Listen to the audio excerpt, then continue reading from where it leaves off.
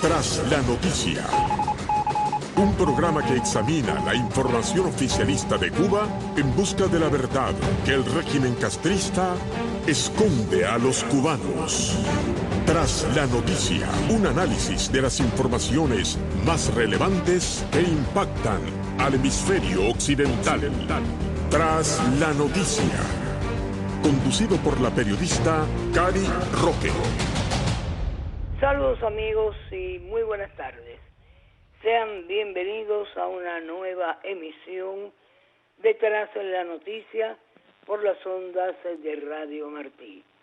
Agradeciendo como siempre la sintonía a este su programa en el día de hoy, 26 de julio del año 2019.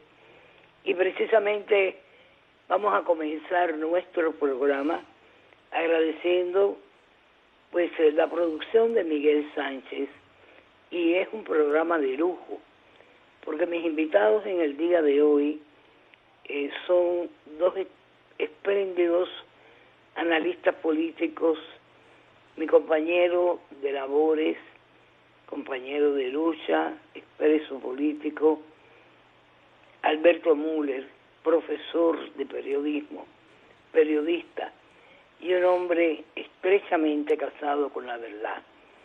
Y mi analista político de Tras la Noticia, el profesor, politólogo y fundador de Patria de Martí, Julio Schilling. A ambos les doy la bienvenida y las gracias en este programa especial que ha sido dedicado a analizar el verdadero Moncada, la infamia de vincular al apóstol José Martí con un acto de terror que enlutó a la nación cubana. Buenas tardes a los dos. Gracias, Cari, por invitarme a este programa en donde uno de los objetivos es poner a Martí en su sitial y no en el sitial oscuro y traidor donde lo ha puesto la dictadura de Fidel y Raúl Castro. Encantado. Bien, Julio, tú precisamente eres el fundador de Patria de Martí, un tanque de pensamiento dedicado a difundir la realidad y a tópicos muy interesantes, analista internacional.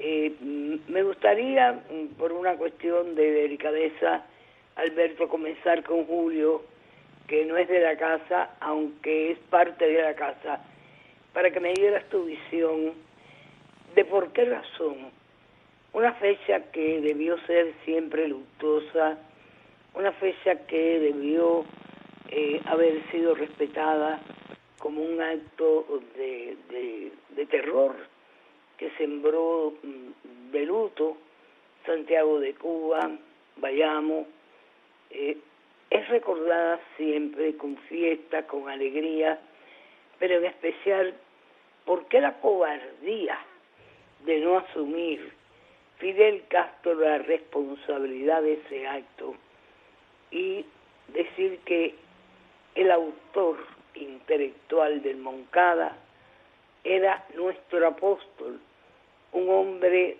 de fe, un hombre de letras, un hombre que murió de cara al sol, que no evitó la muerte, que no se escondió?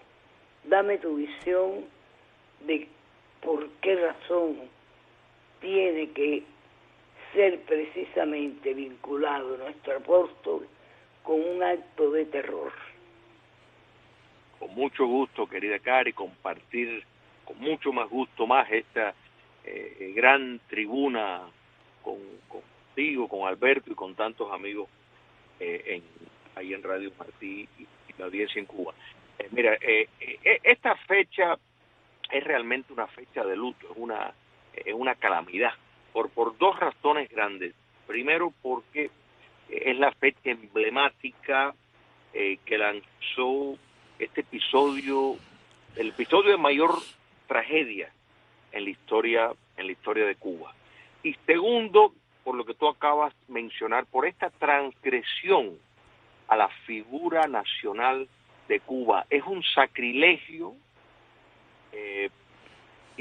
echarle la culpa de semejante acto descabellado en el sentido de un propósito político y un pleno acto de terror. Entonces, ¿por qué lo hace? Muy sencillo, para buscar de la figura más grande cubana y me atrevo a decir con el permiso de nuestros amigos continentales, la figura más grande de América Latina, cómo pretende vincularlo a la monstruosidad que surge de la simbología del ataque al cuartel Moncada. Entonces, es consecuente, eso sí, con la larga historia del castrocomunismo. En otras palabras, formar todo un movimiento, alcanzar el poder político, iniciar un proceso dictatorial sobre mentiras tras mentiras tras mentiras, empezando por este mismo ataque, que primero muchos de los que fueron del bando de que Fidel Castro pues representaba ni siquiera sabían a dónde iban, y peor aún, no sabían lo que había detrás de el movimiento que buscaba quitar del poder al régimen autoritario de Fulgencio Batista, y me refiero a instalar una dictadura comunista. Entonces, ahí vemos también la gran infamia de vincular a la figura de José Martí, que era totalmente antitético a el comunismo. El socialismo en general está ampliamente documentado, y sin embargo constantemente vemos el pretender ligar al apóstol de nuestra independencia a semejante movimiento que ha causado tanto daño a nuestra patria. La visión que tienes tú, Alberto, que eres un hombre que indudablemente has estado estrechamente vinculado a la lucha, tanto desde tu posición como periodista, como tu posición como activista. ¿Por qué? ¿Por qué vincular a José Martí en un acto tan desdenable, en un acto que indudablemente llenó de luto y de dolor a la nación cubana, y que de ahí en adelante, porque no es menos cierto que sí, un 10 de marzo se rompió el orden constitucional, un 26 de julio se causó un desorden moral, político y social en Cuba? Bueno, la pregunta del por qué, Cari y Chilin, que nos acompañan, ¿no? Y amigos de Cuba. Mira, hay que entender a Fidel Castro, y por supuesto hay que poner y compartir con el pueblo de Cuba de quién estamos hablando. O sea, Fidel Castro ha sido un hombre de suerte, o sea, un hombre que llegó a convertirse en un líder de los movimientos de izquierda, de los movimientos comunistas del mundo. Sin embargo, y esto hay que decirlo sin exageración, porque obviamente estamos haciendo uso de hechos históricos, Fidel Castro es parte de 2 asesinatos que se producen en la Universidad de La Habana, y además está encausado por esos 2 asesinatos. Fidel Castro es un hombre que promete en el discurso después del Moncada toda una democratización de Cuba y un respeto a la Constitución, y traiciona esos postulados. Fidel Castro habla en su juicio precisamente del que vuelva el curso cívico y el curso constitucional a Cuba, y también lo traiciona. O sea, dicho esto, es importante empezar con quién es Fidel Castro. O sea, Fidel Castro es una persona, primero, muy acomplejado, bien, porque además él nunca le perdonó a su padre ser un hijo natural.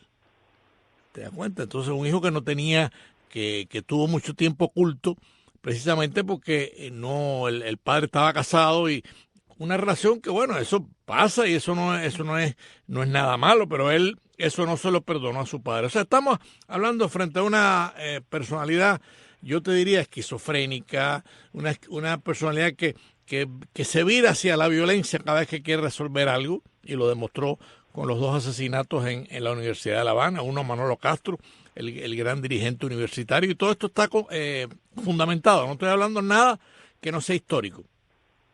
El hecho de que él traicione su mensaje en el Moncada, que él traicione los pactos de México con Echevarría, el pacto de la Sierra Maestra con Felipe Paso, demuestra la naturaleza traicionera de Fidel Castro.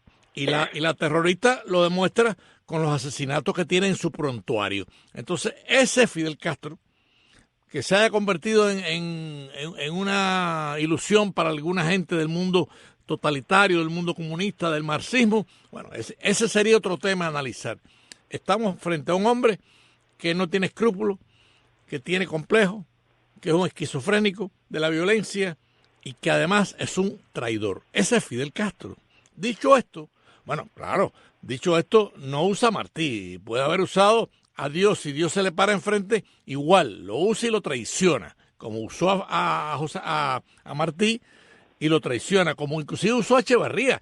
Cuando Echevarría hace el acto a Palacio, que es uno de los actos más heroicos de la Revolución Cubana frente a Batista, ustedes lo saben, y además lo que estoy diciendo no lo está inventando Alberto Müller, está en la historia. Fidel Castro desde la Sierra Maestra, José Antonio acaba de morir, y Fidel Castro acusa el 13 de marzo de un acto puchista contra la revolución, porque claro, él se da cuenta que si el 13 de marzo triunfa, él no tiene cabida en la historia de Cuba. Él lo sabe, porque Echevarría sabía perfectamente que Fidel Castro era un asesino. Tenía en su prontuario 2 muertos, 2 estudiantes, bueno, un estudiante y un policía universitario.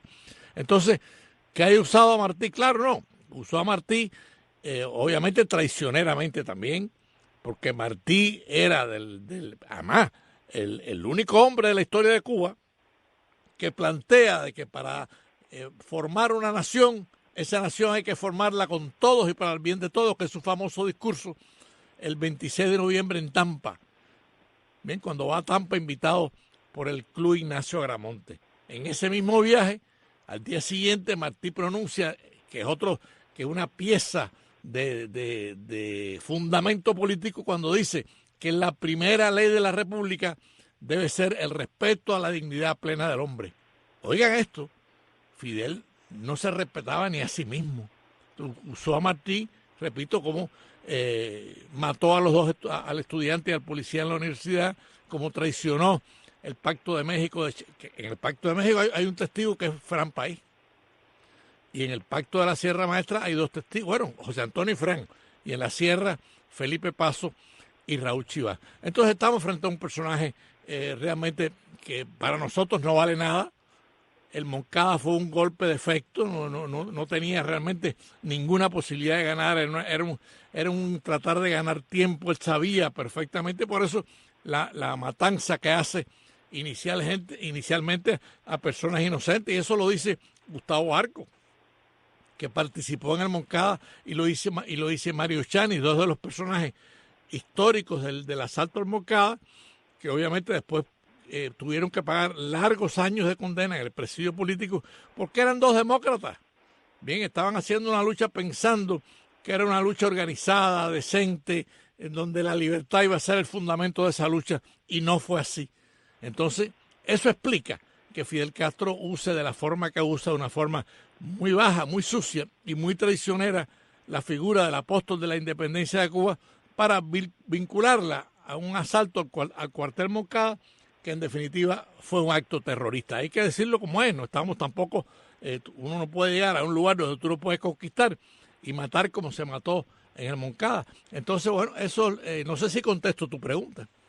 No, desde luego la contesta, y más que contesta, pero ahora viene una pregunta que quiero hacerle llegar a los 2, porque a mí siempre me llamó la atención que un día que debía ser de luto, fuera celebrado con fiestas, con carnavales.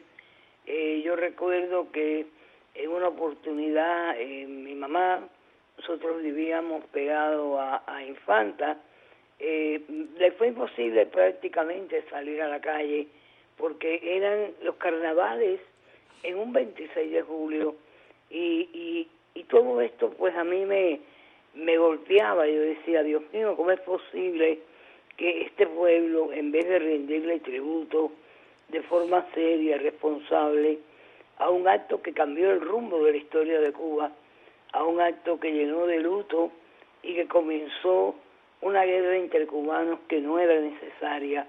Cuba no necesitaba una revolución tan radical. ¿Por qué?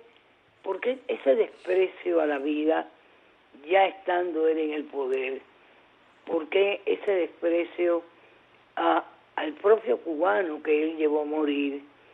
¿Y por qué razón la figura de José Martí tiene que ser vinculada a todos estos actos desdenables? Julio. Cari, antes de contestar esa pregunta importante, mira, uno tiene, cuando habla de la gran necesidad de que en Cuba se lleve a cabo una justicia transicional como un requisito para que Cuba pueda alcanzar, llegar a ser un Estado democrático, una de las razones es precisamente el daño antropológico que el castrocomunismo ha hecho, y esto es una manifestación de eso. En otras palabras, que el pueblo de Cuba, o sea, y una gran parte de ella, a su figura nacional, el vínculo que el castrocomunismo ha intentado establecer con la monstruosidad que lleva más de 70 años en el poder con nuestro apóstol, pues en efecto requiere un proceso de descomunización y requiere un proceso de formación cívica precisamente para que se sepa la verdad, para que la historia tal y como fue y que nuestros próceres tal y quienes eran sepa el pueblo de Cuba que el pensamiento martiano por el cual se edifica la nación de Cuba es totalmente contrario a la perversión dictatorial que ha existido en los últimos 60 años. Y por eso la simbología y aniquilar esa simbología, igual que se hizo post Segunda Guerra Mundial con el nazismo y el fascismo italiano, es necesario hacer. En cuanto a los carnavales y todo esto, el castrocomunismo se ha convertido en un experto en banalizar las cosas, en intentar precisamente entretener a las personas con cosas para que no vean su trágica realidad. Entonces, esto es nada más que un intento más de blanquear el desastre, los crímenes y la falta de espacios de mínima civilidad en Cuba con entretenimiento que representa el carnaval. Por eso es que no le importa la seriedad del evento, no le importa calumniar a próceres.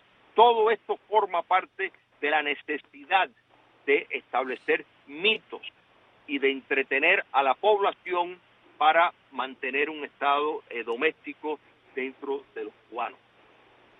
Sí, ahí yo añadiría también, Cari y Chilin, que obviamente Fidel Castro en su estrategia de poder no solamente despreció los símbolos, bien, despreció a los héroes, a los patricios de la Guerra de Independencia. En Cuba no se habla de Agramonte ni del 20 de mayo. El 20 de mayo es casi un pecado, porque para Fidel Castro la República nació el 1 de enero, ¿no? Y es otra forma.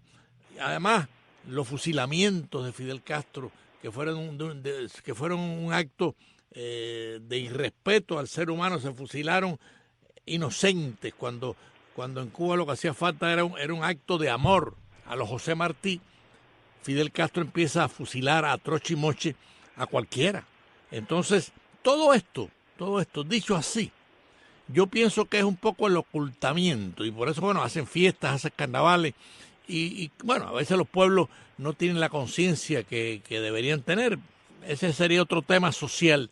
Pero todo este desprecio a los símbolos, todo este desprecio al ser humano en los fusilamientos del 59, que estamos hablando de esa época precisamente, todo ese desprecio a los compromisos con los revolucionarios como Frank y José Antonio y Felipe Pasos y Raúl Chivá, hombres dignos de la historia de Cuba.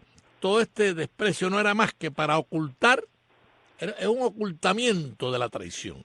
Fidel sabía que él tenía que traicionar los compromisos de la Revolución Cubana y por supuesto usó todos los mecanismos que él tuvo a su alcance, porque además era un hombre sin escrúpulos. Además de ser un esquizofrénico de la violencia, de la muerte y del terrorismo, tú te das cuenta, era un hombre muy poco decente.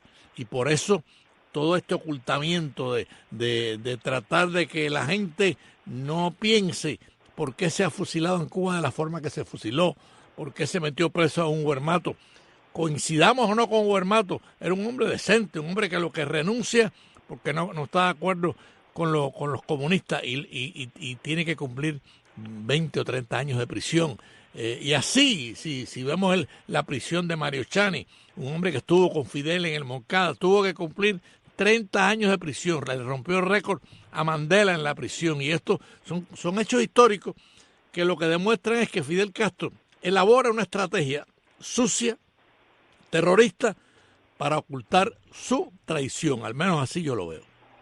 No, y recordemos que un 12 de julio del año 57 se creó el Manifiesto de la Sierra Maestra, precisamente firmado por Raúl Chivás, Felipe Pasos y Fidel Castro, donde se separaba el movimiento 26 de julio de lo que hubiera sido la lucha cívica por la restauración de un Estado de Derecho que no se cumplió, claro, que no se fraguó, que fue traicionado, porque como Saturno fue devorando uno por uno a todos y cada uno de sus mejores hijos. Quiero agradecerles a los dos esta simbiosis que hemos hecho de la vida de Fidel Castro, de la vida del 26 de julio, de cómo cambió ese movimiento, el rumbo de la nación cubana, que hoy por hoy nos tiene a todos pensando en una isla que fue la más bella del Caribe y hoy está convertida en una isla de terror y de dominio absoluto por los que traicionaron la fe que muchos cubanos pusieron en ella. Gracias a Alberto Müller, gracias a Julio Schilling, gracias por haber hecho este análisis y poner en perspectiva que no fue Martí el autor intelectual del Moncada, que el autor intelectual del Moncada fueron las ansias de poder de un hombre frustrado que ha sido el que más ha odiado a todos los cubanos. Me voy a una pausa y regreso en nuestra segunda media hora de Tras la Noticia.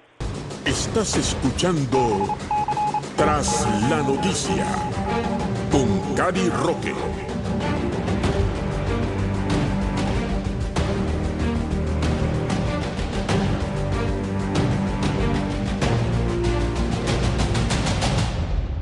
Y estamos de regreso en nuestra segunda media hora en Tras la Noticia, donde hemos dedicado nuestro espacio hoy a recordar una fecha luctuosa, a recordar cómo sucedieron los hechos, quiénes fueron los intérpretes fundamentales de aquella revolución traicionada que un 26 de julio de 1953 asaltaron los cuarteles en Moncada y Goicuría.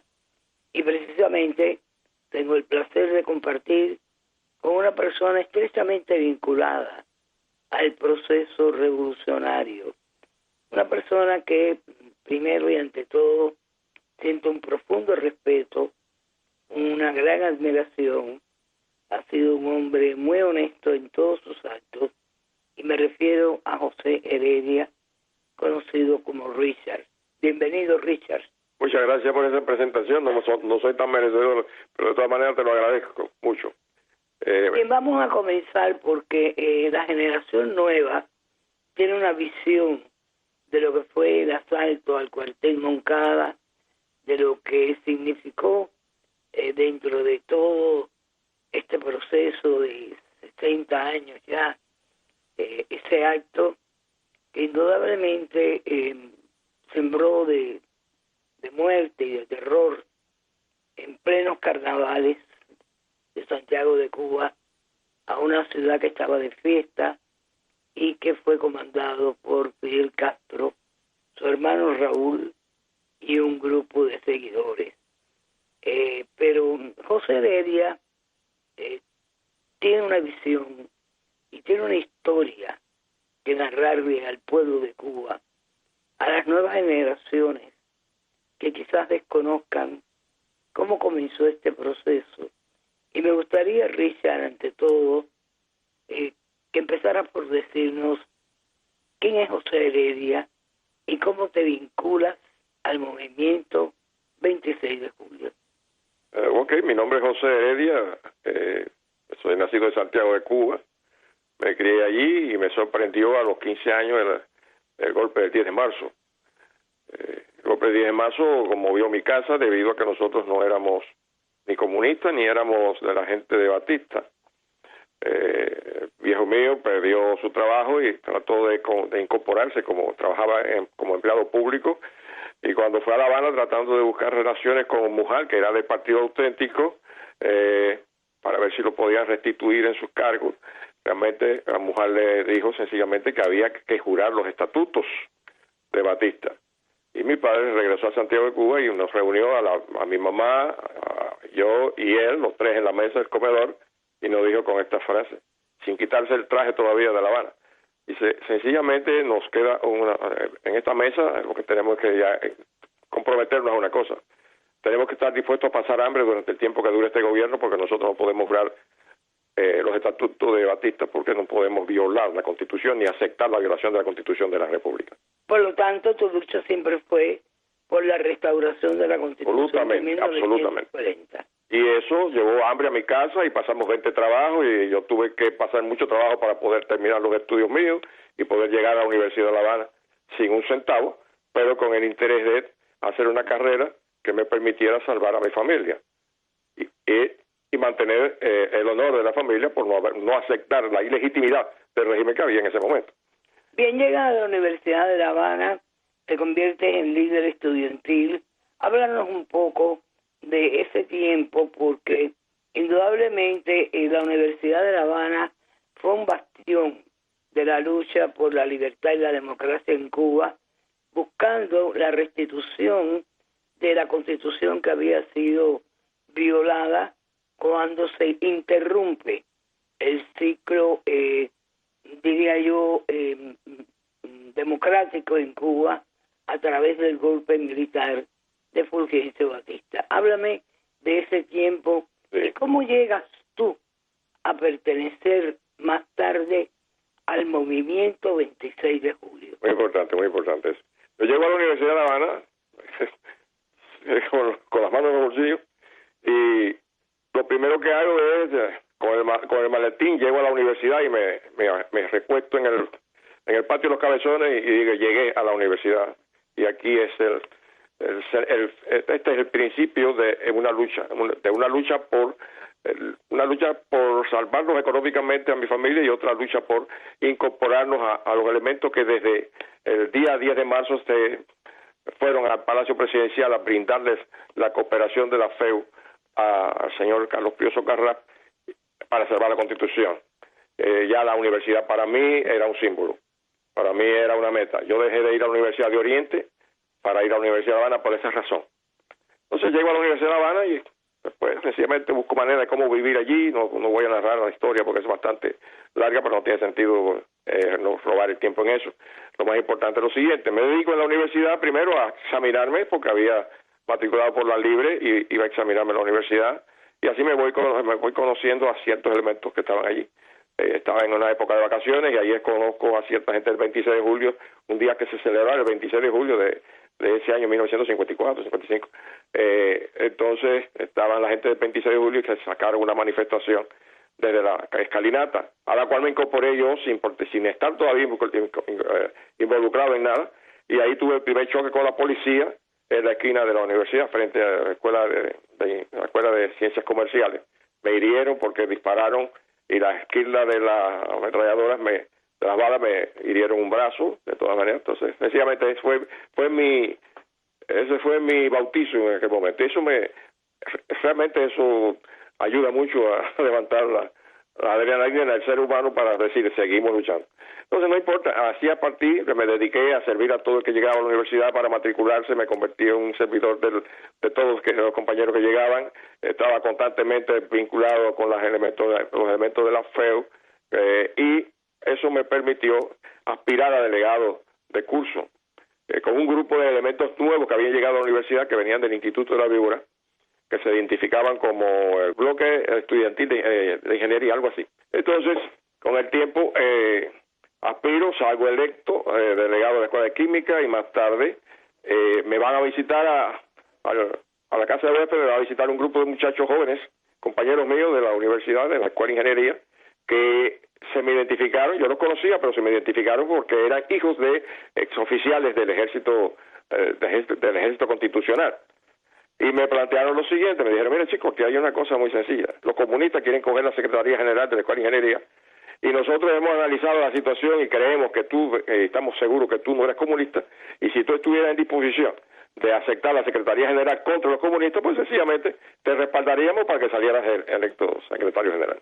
Igual, claro que sí, pues nosotros no aceptamos ni comunistas ni batistianos, sencillamente. Entonces, pues, así fuimos a la asamblea donde se suponía que los elementos del BEI, que eran comunistas, entre los que se encontraba un muchacho que se llama César Gómez, que después estuvo en el problema de la microfracción más tarde, eran miembros del Partido Comunista, y yo no lo sabía 100%, pero ahí se identificó todo. Sencillamente fuimos a la asamblea, ellos no esperaban que yo aspirara, y cuando plantearon si alguien más aspiraba, dije yo, y me votó todo el mundo, y ahí salí con mayoría absoluta, y los comunistas perdieron. Eso, con el tiempo, me encontré un día que Raúl Castro tenía conocimiento de eso desde hace tiempo. Cuando se presenta la lucha en la universidad en 1959, él pone como condición el hecho de que para reunirse conmigo nuevamente para tratar el problema de la universidad, yo tenía que recordarme de que yo había tenido un conflicto con los elementos del Partido Comunista y que eso no se había olvidado. Fíjese usted, o sea, que Raúl Castro heredaba la acción contra mi persona producto de eso. Realmente quiero decirte que cuando tomé posesión, el Partido Comunista la juventud me preparó un acto de repudio al salir de la Escuela de Ingeniería. Cuando yo salgo después de haber tomado posesión, lo que tengo dos cordilleras de gente esperando para pasarme a golpes. Realmente yo decidí cruzar, y cuando yo atravieso la línea, realmente nadie me disparó un golpe, nadie hizo absolutamente nada, alguien dio una orden contraria y se paralizó la operación. Eso se convirtió en un proceso de captación. Más tarde trataron de captarme para el Partido Comunista. Me nombraron a 2 o 3 elementos diferentes con respecto a eso. Es bueno señalar que desde hacía mucho tiempo, antes de llegar a la universidad, yo había estudiado bastante sobre todo lo que tiene que ver con marxismo, leninismo, todas esas cosas lo había estudiado. Porque el barrio mío estaba lleno de comunistas y yo conocía a todos los comunistas. Pero nosotros no teníamos odio contra los comunistas en aquella época, sencillamente no pensábamos igual que ellos y sencillamente no compartíamos con ellos. Y menos si aspiraban al poder, todo lo contrario. Eso estaba muy definido en mi casa y en mi familia y todo. Entonces, la razón mía para no aceptar las pretensiones de ellos con respecto a mi persona era muy sencilla. Yo les decía, el hecho es muy sencillo, ustedes tienen un error desde el punto de vista ideológico, pues el marxismo o el comunismo no pueden llegar, si llegan al poder no le queda más, estando en el poder ya, en Rusia misma no pasan 50 años en que el Partido Comunista va a fracasar, tanto económicamente como políticamente. O sea, embarcar a Cuba en esa gestión sencillamente es convertir a Cuba en un fracaso, en un desastre. Y si ustedes van a ser responsables de eso, yo no voy a ser responsable de eso.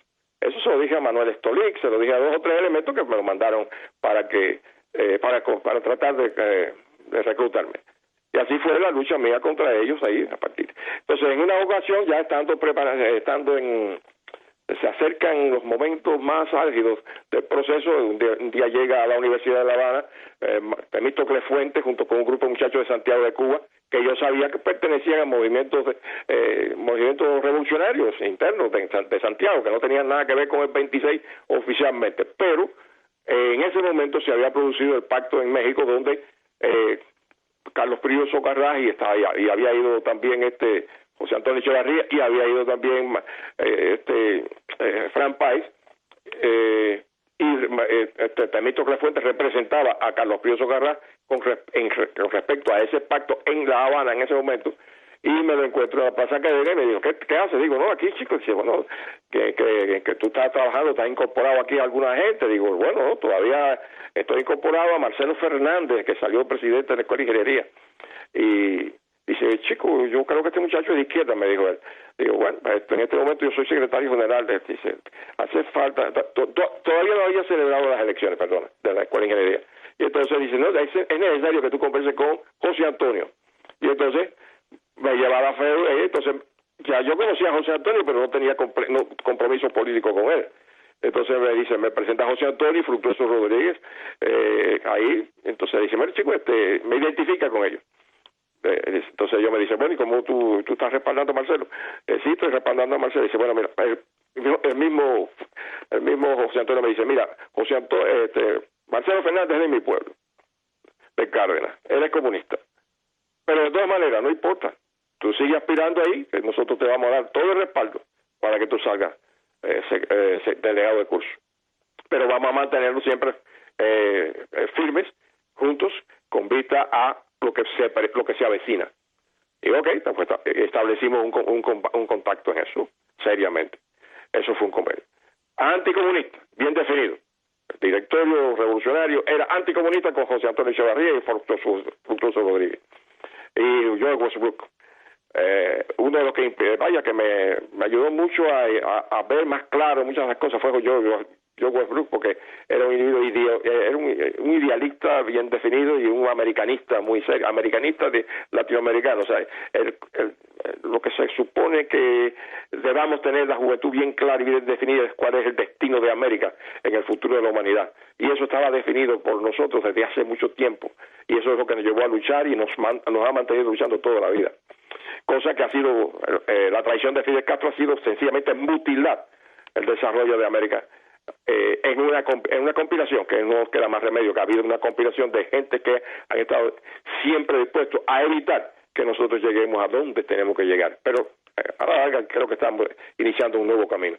Pasemos ahora a Richard Heredia, ya el 26 de julio. El 26 de julio, bueno, sencillamente estábamos ya en la universidad ahí, y estando en la Plaza Academia, en la escuela de ciencias, en la escalinata, 2 o 3 amigos míos, entre ellos Marcelo Fernández, estaba 2 o 3 más, no te puedo decir los nombres para no perder tiempo, definimos, chicos, ven acá, ¿qué vamos a hacer en este momento? Si sucediera, ¿qué cosa es lo que vamos a hacer? ¿A qué nos vamos a incorporar desde el punto de vista político en el proceso insurreccional o no insurreccional? Sencillamente, mi palabra fue la siguiente: el que traiga la guerra aquí no queda más remedio, hay que incorporarse a él, porque el Partido Auténtico no está dispuesto a la guerra todavía. Ha hecho todo lo posible, se lleva desde el 52 haciendo pininos para esto, pero realmente han fracasado en muchas cosas y no veo disposición dentro del Partido Auténtico, al que yo pertenecía, no veo disposición de lucha seriamente. Eso lo saqué muy claro el día que le dieron la paliza que Paco Pérez le dio la paliza a José Antonio Echevarría en una manifestación ahí frente a la cafetería Vicky en San Lázaro, que lo dejó tirado ahí junto con su hermano. Yo, con la gente del partido, la juventud del Partido Auténtico, digo, bueno, vamos a buscar quién que aquí del partido tiene un arma, porque a Paco Pérez hay que hacer un atentado, no queda más remedio. Entonces, bueno, empezamos a buscar un arma y todo el mundo sabía, el partido se enteró de en qué estábamos, y ese revólver y esa pistola apareció jamás, ¿entiendes? Entonces, eso me llevó a concluir sencillamente que con el Partido Auténtico no se podía hacer guerra. Había que estar dispuesto a hacer la guerra con quien llevara las armas y la guerra al país. Fidel estaba en esa posición. En ese momento no estábamos contra Fidel, sencillamente ni simpatizábamos con Fidel, pero si llevaba a la guerra nos incorporábamos a aquel. Y así fue. Fidel desembarca, se produce. Tú me quieres decir que había un grupo de personas que estaban luchando por la reincorporación de Cuba a un Estado de Derecho, pero que no veían justamente en la figura de Fidel Castro el líder máximo, el hombre que se robó todo ese proceso. No, absolutamente no. Sencillamente él desembarcó, trajo las armas, ¿y qué pasó? Sencillamente ese desembarco fracasó. Fue un fracaso, pero estos muchachos de Santiago de Cuba, con Frank País a la cabeza, habían estado trabajando seriamente y no vinculado con el Partido Auténtico, pero sí relacionado con el Partido Auténtico, de una serie de gente luchadores de Santiago de Cuba, y se habían hecho un trabajo y se habían entrenado. El entrenador fundamental que tenía la juventud en Santiago de Cuba era Pepito Tey, nos enseñaba a disparar, enseñaba a hacer y asambleas constantes, clandestinas, no clandestinas, antes de que Fidel desembarcara. Resultado que ya Fran tenía una organización a la que yo no pertenecía. Todavía yo no pertenecía a eso, pero él tenía una organización que es la que se suma en el pacto de México. Cuando Fidel desembarca, el único que está preparado para darle respaldo a Fidel Castro para que ese hecho del desembarco no fuera el fracaso que fue, sencillamente fue Fran. Fran, con el respaldo de la comunidad santiaguera que estaba detrás de esa organización, ese movimiento. Es decir, Santiago de Cuba estaba movilizado contra la dictadura de Batista desde hacía rato. Entonces, la figura que se fue destacando y fue llevando la vanguardia del proceso ese fue Fran Páez. Fran es el que manda a los 78 miembros de la organización hacia donde está Fidel Castro, con armas, dinero, etcétera, y vituallas y todo. Así fue como empezó la cosa. Entonces, al producirse ese fenómeno, ya nosotros de palabra estábamos vinculados a ese movimiento. Desembarcó con las armas, están las armas peleando, no queda más remedio y hay que pelear con eso. Se cierra la universidad, voy a Santiago de Cuba y sencillamente ya yo no puedo participar en la FEU porque la FEU está cerrada. Yo estoy en Santiago me incorporo a la FEU de Oriente. La FEU de Oriente está relacionada con el 26 de julio y a través de la FEU de Oriente me incorporo al 26 de julio y empiezo a luchar como un simple militante de la organización. ¿En qué año te alzas tú, Richard? Y justamente te quiero hacer la pregunta porque sé que perteneciste y durante el tiempo que estuviste alzado, primero estuviste en la columna 1 con el propio Fidel Castro y después en la columna 2 con Raúl. Al revés, el problema es el siguiente. Ya yo llego a desarrollar mi trabajo dentro de Clandestina, donde hasta el punto en el que, y es creado por Frank, se crean los revolucionarios profesionales. Entonces, un revolucionario profesional, el concepto era sencillamente el que dedicaba las 24 horas al día por completo al proceso de lucha. No hay otra alternativa, ni hay otra cosa más que hacer que pelear. Y así yo llego a la Dirección Nacional del 26 de julio, principalmente para tratar de bloquear a los elementos de izquierda comunistas que estaban tratando a través de Ricardo Alarcón de boicotear el trabajo del 26 de julio en La Habana. Y así se me da la misión de eliminar o de evitar que esa gente se coja el control del movimiento estudiantil en La Habana. Así es como yo voy a La Habana y así es como yo llego a la... Entonces, yo llego a La Habana y hago ese trabajo, provoco trabajo con respecto a la huelga estudiantil para incorporarla a la huelga general, que era la meta del proceso en aquel momento, y liderado por Frank. Se produce la huelga del 9 de abril, fracasa la huelga del 9 de abril. Estoy en La Habana durante un periodo de tiempo haciendo una serie de trabajos con respecto a mantener el 26 de julio y trabajar en una serie de cosas ahí. De ahí no sé que no hay más remedio, me dedico, tengo que irme a Santiago de Cuba, y ahí cuando llego a Santiago, que se supone que por la posición que yo ocupaba tenía que ir a la Sierra Maestra precisamente, me bloquean la ida a la Sierra Maestra y solamente se abre la posibilidad de ir a Segundo Frente, después que ya yo he caído preso, porque en una misión que tuve que hacer en La Habana, caigo preso en una trampa que se me preparó, y caigo preso en La Habana y en el Buró de Investigaciones. Salgo del Buró de Investigaciones por gestiones de mi padrino, Chepín Navarrete, que era ex senador de la República y íntimo amigo de mi padre, y que me ayudó a estudiar y que me pagó parte de los estudios, gran parte de los estudios míos, y ese hombre fue el que me sacó de la cárcel del Buró de Investigaciones con 14 millones de pesos que le dieron a Batista de la vía mulata para que tenía que cobrar ellos, y se lo dieron a Andrés Domingo Morales del Castillo, y eso hizo que me sacaran del Buró de Investigaciones. Llego a Santiago de Cuba, y cuando llego a Santiago de Cuba no me queda más remedio ir a alzarme, pues ya yo no tengo otra alternativa, y voy al Segundo Frente. Cuando llego al Segundo Frente, Ahí está Vilma Espín, está Raúl, está toda esta gente ahí, perfecto, pero yo llego ahí como un simple militante. Yo no voy a reclamar nunca ninguna posición basada en la encargos ni responsabilidades que tuve antes. Hay que ganarse las cosas en el camino. Y así sucesivamente realizo una serie de actividades en el segundo frente y me dan el grado de teniente. Cosa que cuando me sorprenden con un grado de teniente, el señor Raúl Castro personalmente, yo estoy bañándome y en eso va pues, Luzón y Belarmino Castilla, a donde me estoy bañando, me dice, oye, ahí está Raúl que ha venido, que mira, va para darte los grados tales y tal y tal. Digo, no, chicos, hay una cosa muy importante aquí, y yo no he luchado por establecer un régimen de tipo militarista en mi país. Estas cosas, yo soy civil fundamentalmente, estoy aquí porque es la única alternativa que hay, pero yo no estoy dispuesto, yo no acepto grados militares. Y no acepto que se desarrollen.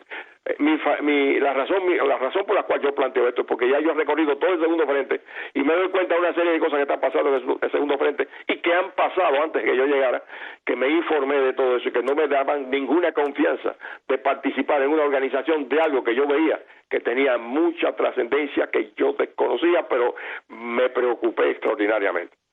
Ahora bien, ¿cuál es tu visión de Raúl Castro cuando tuviste un contacto con él?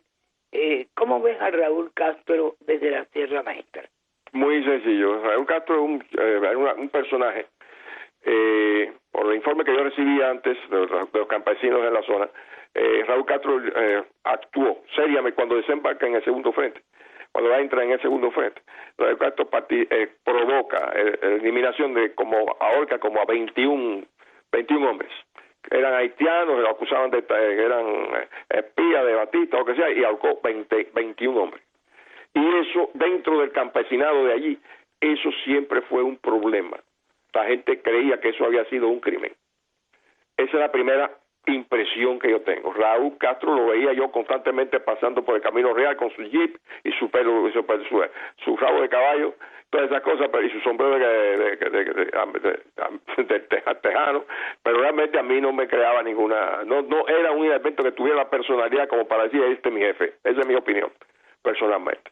Cuando conoces a Raúl Castro, luego pasas a la columna 1 y conoces a Fidel Castro. La razón por la cual yo salgo del segundo frente es porque Marcelo Fernández, que era coordinador nacional del 26 de julio, llega al segundo frente y le digo yo, oye, me tengo que ir de aquí porque no estoy de acuerdo con lo que está pasando aquí. Me dice, ¿qué es lo que hay?